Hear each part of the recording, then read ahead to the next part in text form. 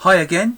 Today I'm going to show you some more clips in a minute from the Mystic Journey to India outtakes.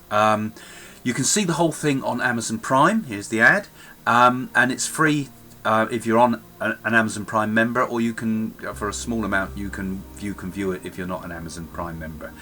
Now, today I'm going to talk about our trip to a place called, almost unpronounceable, Thiruvannamali. Right? It took me ages to get that word, because when Simon and myself, who were doing the filming while we were there, Louis Frost, the producer, was sorting things out back in the UK and did all the editing for this movie and turned it into what it is today.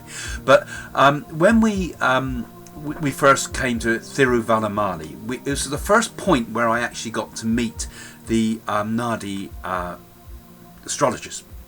And Simon and myself were saying, well, what we got to do today, and we could, at that time, their accents were so, as they would say, thick, very Indian accents. We couldn't understand hardly a word they were saying some of the time.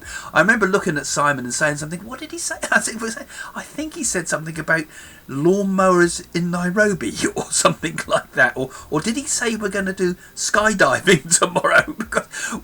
So we thought we'd just nod and go along all friendly, you know. And so what it turned out, actually, was that we were going to do something extremely sacred, and which is to ascend the holy mountain of Arunachala. Now, Arunachala is a powerful energy. There was something about that place that is indescribable. Now, if you've seen the whole movie, you'd know how kind of open I'd become by the time I got to this point, and I had kind of opened myself to India so much that I was completely absorbing myself in the energy of the place. And the temples we went to, I was kind of there, falling back into the ancient history. I mean, as you know, who follow my work, I'm very interested in the energy of Shiva. I'm very interested in the idea of connecting with ancient past. And Arunachala for me was a very, very powerful experience. And it was the place, there was the very famous guru called Ramana Maharshi. He came to Arunachala as a young boy, and he just fell into a sort of a trance, really, and could never leave the place. He went into this, I don't know how you could describe it, an ecstatic state. When they actually found him, he was all covered in ants and things. He was a complete mess, actually, living on the mountain in a complete state of unworldliness. And some people recognised that this was not some nutcase. This was somebody that was in the state of samadhi. And he started to gather a following around him, and they built the Ramana Maharshi ashram eventually on the side of Arunachala. Because Ramana was sort of intoxicated by the energy of the Mount Arunachala, you know, which is based near the small town of Thiruvannamali, of course, and skiing in Nairobi, whatever, lawnmowers in Nairobi. So this whole energy there was fantastic, and I did in the movie you'll see the full thing where we go round the mountain, we walk round the mountain and we ascend the mountain, and I tell a lot more about the background of the meaning of this. And of course I've written the backstory in my book, Mystic Journey to India, the book, which tells the backstory to the movie, and this is interesting in its own right, or you can go and see the movie and read the book, because for me it was one of the most powerful experiences I've ever had in my life, this whole journey to India and making this movie. And for me also it was the most spiritually powerful experiences of my life as well. And Arunachala was the most energetically powerful experience I think I've had. So I'm going to show you a clip in a moment about simply climbing the mountain of Arunachala and the spiritual effect it has. Quite a few Westerners were actually in this part. Later on we went into parts of India where there were very few Westerners, but Arunachala is a fantastic spiritual experience. Anyway, here's the clip now. Afterwards, we will set off at dawn. These first energetic remedies are designed to help my health now and in the future. Some of my family think I'm completely mad, but the leaves gave me such amazingly accurate information about my life that I simply cannot ignore it. There's a lot of good things ahead for me until my predicted death at 3 a.m. in the morning in the winter months as I approach about 82.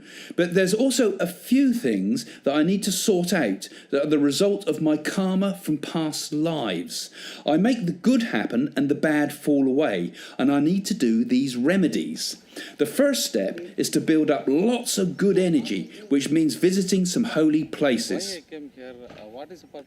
My first stop is the holy mountain of Arunachala and the Bhagavan Ramana Maharshi ashram at its foot. Took him and came out. ஐயாவை வந்து treatment எடுத்துக்க சொல்கிறாங்க, எடுத்துக்கல. உணவு கொடுக்குறாங்க, எடுத்துக்கல. நீர் கொடுக்குறாங்க, எடுத்துக்கல. ஃபோர்ஸ் பண்ணி ஐயாவுக்கு வாயில் நீர் மட்டும். In this unfamiliar place, I'm sure I can feel the spirit of my granddad. I can feel him urging me on with his broad Yorkshire accent. The energy I feel here in the mountain top is extraordinary. For the last few days I've been deliberately opening myself to the energy of India. But here the power of the earth is overwhelming. To someone who is psychically sensitive like me, I feel like I'm sort of glowing.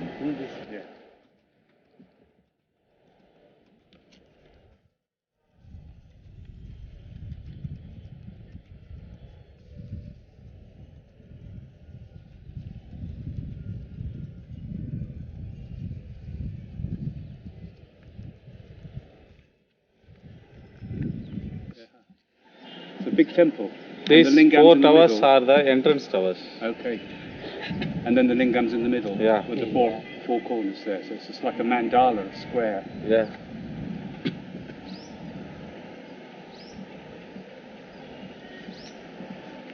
I can feel sort of an energy from there too. It feels like you can feel the vibration between the two places. Yeah. It's like From the there, energy flows, there, isn't there, yeah. from here to there.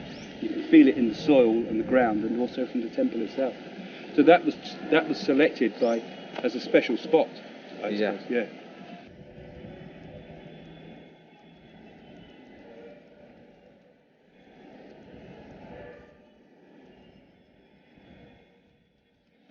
Below me, I can see the Shiva temple at Tiruvannamalai, where I am tonight to perform some puja ceremonies with the priests after Mr. Prakash performs a simple remedy here on the holy mountain.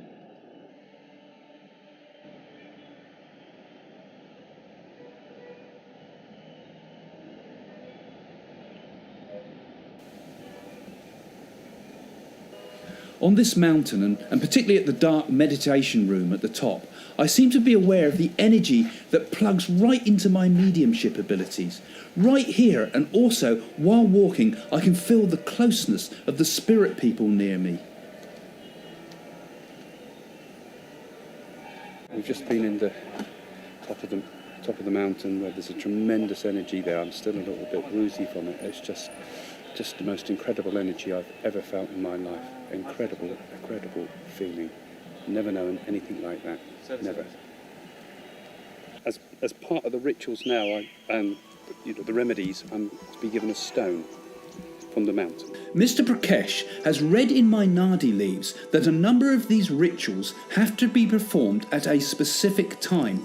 His astrology almanac is consulted, and now is the exact right time to get my stone. We descend the mountain path, and as we enter the ashram, are greeted by some clever monkeys. Bhagavan Ramana Maharshi, the founder of this ashram, believed in the unity of all things, and that if we ask ourselves the question, "Who am I?" we will come to realise that everything, including the person asking the question, is God. Ramana believed that animals are as much a part of God as we are.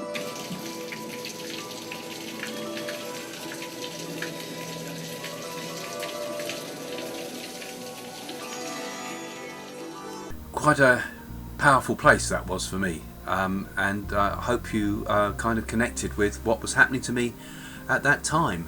That little place at the top is called the Skandashram. That's the place that energy place where I came out of. That's where it has the particularly powerful energy from the whole mountain. And I also visited the temple down below, the yellow one that you saw down below, as well, and there's a whole section in the movie about that as well. But yeah, that Skandashram was where Ramana, you remember I mentioned Ramana Maharshi at the beginning, he lived in the cave very close to that spot, and he lived in that cave, I think it was from 1916 to 1922. A really fascinating man that you should look into, and I'll do a video about him later too, because there's some clips from the movie I'd like to show you about that.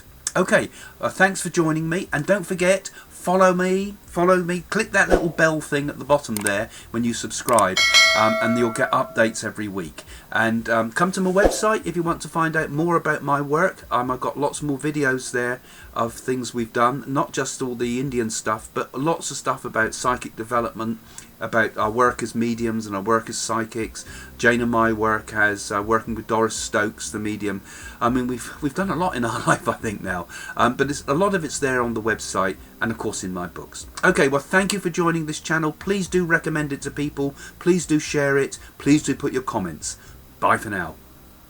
Check out our website for more stuff. You can book psychic readings with us and find out about our public events, or watch our fantastic movie called Mystic Journey to India. It's a mind-boggling adventure that's now showing on Amazon Prime.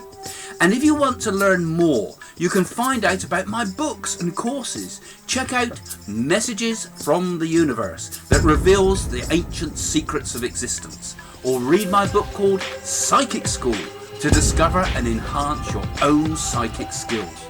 Or how about What to Do When You're Dead, my book about the afterlife and what it's like.